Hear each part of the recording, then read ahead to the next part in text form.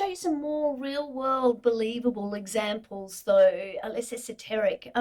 One of Australia's most successful company is Atlassian. Some of you might know Mike Cannon-Brookes, who is one of the founders, is an environmental campaigner. He has recently put his money where his mouth is in relation to the environment. He, and now with a small number of others, own more than 10% of the company AGL, and have been using that voting power effectively to help AGL transition from an energy to a renewables company. But anyway, that to one side. Atlassian is known for a suite of software development tools.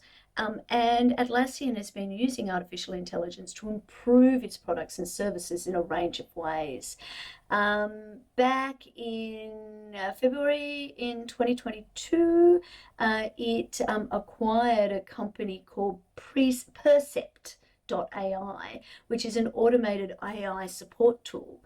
And that uses AI to power its virtual agents technology, helping organizations automate its tier one support interactions while allowing for seamless transitions to human experts without context being lost. So there's a picture on the screen which is demonstrating the ways in which most companies will offer their help desk tools, and they're always trying to move everything to, ultimately things move across to the left, and companies, it costs least when they want to move it across to the right because things cost less when it's on the right. So you will see, if you're looking for help on any kind of technology, let's say Canvas, we're using Canvas all the time, and I don't know about you, but I'm finding I'm often looking up how do I do something on Canvas. And the first thing I'm going to do is try and support myself. And you'll see that with Canvas, like many other organizations, has basically databases of self-help solutions from its own customers. So you search online for something and you'll find another user has either asked the same question or answered the question for someone. And that's that kind of self-help at its most extreme. But then we go sort of three lines usually of the type of support that we can get. And clearly the costs rise as we escalate matters from first to second to third tier. Now, if we assume that our third tier support is always going to be human, and our first line of defense is some kind of chatbot or database where you can look things up, you can see that there is a real benefit in being able to provide an AI type solution that can interact with the customers and provide a strong record that ultimately can be beefed up in the system to a human person. So I think that is really interesting use of this technology. And clearly a cost saver, absolutely. So this shows ways that Atlassian, I should say, is recognizing the importance of shifting to the left and trying to find ways to do that in that are value driven for organizations by providing AI tools that can look exclusively at the things that have worked in the past, the manuals, the user help generated materials, and make sense of them in a really basic way. What else did I want to say? Sorry, I'm just leaning over to look at my notes. There are a whole lot of other AI features, all of which are driven by huge amounts of data, some of which is going to be correct, some of which is going to get out of date very quickly when it comes to organizational knowledge. So Atlassian is working with tools that will automate user onboardings, which personalize onboarding experience for new users. Remembering Atlassian's tools are software development tools, so they're helping software providers to onboard new users. Of course, there's always going to be a range of legal considerations that they need to think about here.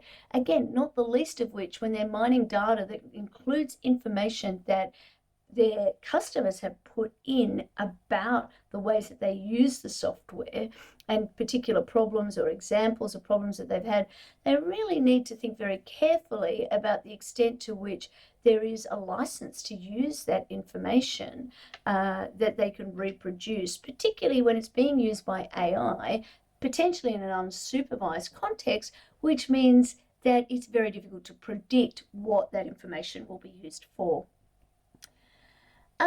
Another example, I'm going to use NAB. I had a look at what NAB is doing recently, but really I suspect that what I'm about to say is going to be really similar for any of the Australian banks, especially the big four banks. So NAB has been employing artificial intelligence to detect fraudulent activities and to improve customer experience. By using algorithms, artificial intelligence algorithms that analyze large data sets, they've been able to reduce false positives and better identify potential fraud. So effectively, they're using this huge amounts of data and using AI over the top of it to recognize unusual or suspicious trading activities. NAB was one of the first financial institutions in Australia to enhance fraud detection capabilities in this way, and they also use artificial intelligence to, well, their stated goal at least, is to improve customer experience. By using these algorithms to analyze large data sets, NAB has been able to reduce these false positives, more accurately identify potential fraud, and ultimately save the bank and its customers a whole heap of time and money. One of the ways that it's done this is through the use of machine learning algorithms that analyze transaction data in real time. The algorithms look for patterns and anomalies that may indicate fraudulent activity, so unusual transaction amounts, locations, or frequencies. So a customer who, for example, might only usually make domestic transactions and then suddenly starts making large international purchases, the AI system is going to flag this as a suspicious event, and the bank can take appropriate action to verify the transaction and protect the customer.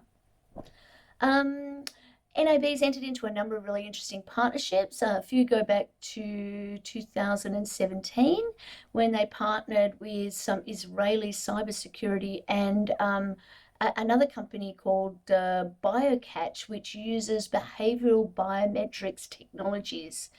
So this kind of technology uses artificial intelligence to analyze customers' online banking behaviors, so mouse movements, typing patterns, browsing habits. By building profiles of typical user behaviors, the system can detect deviations that might indicate unauthorized users, even if the correct login credentials have been used. This additional layer of security helps prevent account takeovers and fraudulent transactions, but it's also a little bit creepy, don't you think? NAB have also used AI to improve customer experience through implementing virtual assistants for customer support, a bit like the Atlassian stuff we were just talking about. So they have a AI-powered chatbot called NAB-I, which has been designed to handle customer inquiries and to provide support in real time. The chatbot leverages natural language processing and machine learning to understand customer queries and to provide accurate and relevant information, kind of ChatGTP, but on organizational and banking details, so getting quite narrow and specific. NAB also have a virtual banker, which is an AI-powered assistant designed specifically for business customers. It can answer more than 13,000 variations of 200 common questions from business customers. For example, on inquiries about account balances, transaction history, and payments, that sort of thing. It's an AI-driven tool which allows the bank to process and provide faster and more efficient customer service, freeing up human agents to handle more complex customer needs. There's a separate video on Canvas about the ways that biometrics can be used as well to recognize humans who are using banking or doing financial transactions.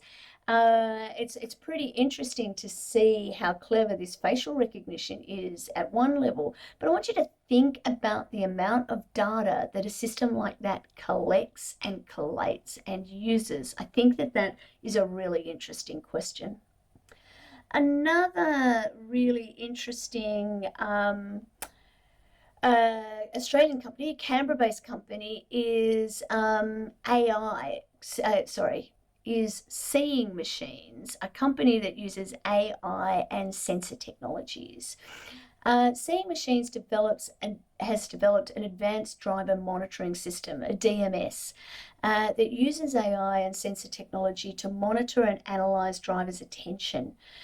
So it looks for drowsiness, it looks for distraction levels, it looks for the kinds of things that Uber probably should have been looking for in the safety monitor when it was testing that car back in 2019 or 2017, whenever that was. Seeing Machines driver management system.